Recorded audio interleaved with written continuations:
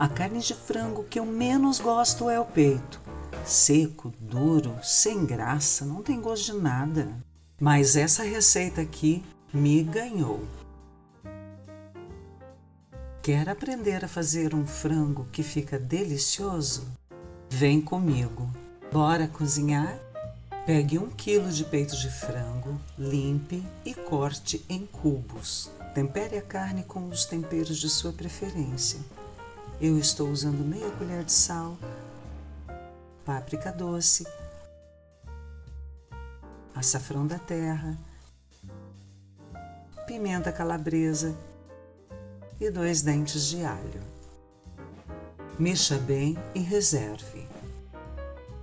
Enquanto isso, corte 100 gramas de bacon em cubos. Coloque o bacon para fritar até ficar bem dourado e reserve.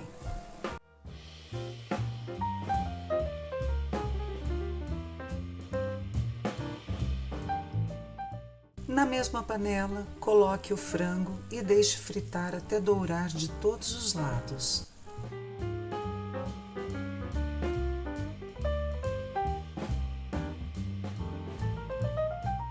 Adicione meia cebola cortada em cubos.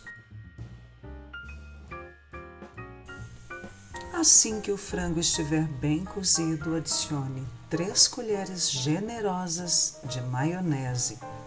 Use a maionese de sua preferência.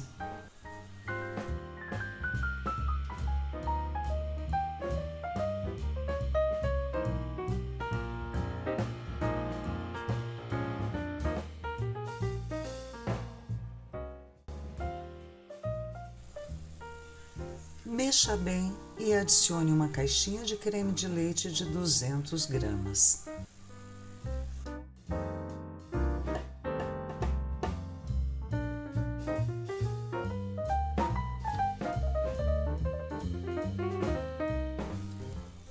Retorne com uma parte do bacon frito, mas reserve um pouco para decoração.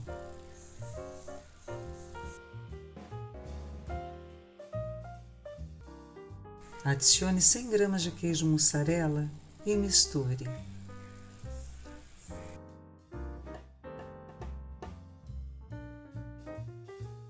Depois de 1 minutinho cozinhando, você vai perceber que o creme já reduziu e o queijo está bem derretido.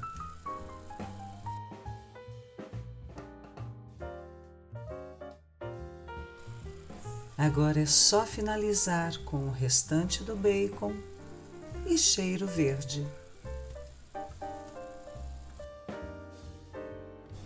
Sirva com arroz branco. Eu tenho certeza que você vai adorar essa receita.